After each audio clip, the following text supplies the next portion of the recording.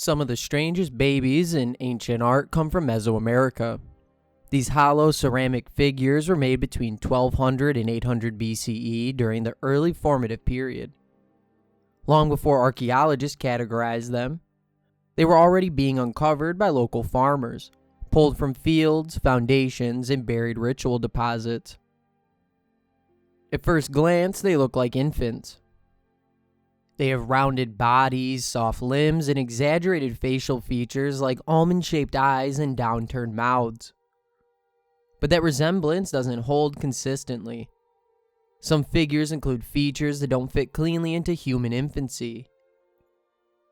They have feline-like mouths, mask-like expressions, and traits that echo the were-jaguar imagery found in Olmec art. Even their classification is unsettled, since many appear outside the Olmec heartland, making cultural attribution part of the debate itself. Olmec babies may be a modern label that doesn't match how these objects were originally understood. So what are they supposed to be? Scholars have suggested several possibilities.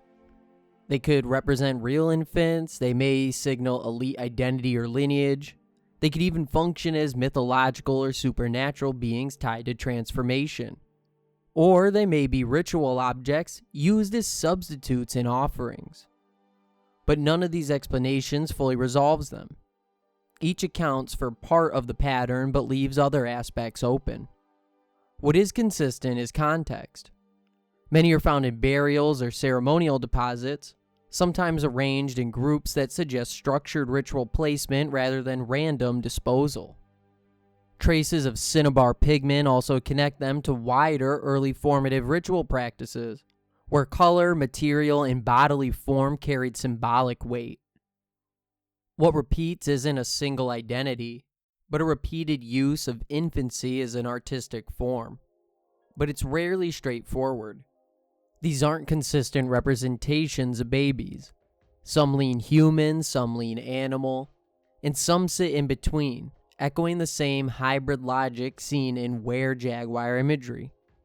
That consistent variation keeps the form from settling into a single identity, especially in the context where they were made and used. And that's what makes them so hard to resolve. These figures don't settle neatly into one category. They could be human infants, divine beings, ritual stand-ins, or something stranger. And 2,500 years later, that uncertainty remains.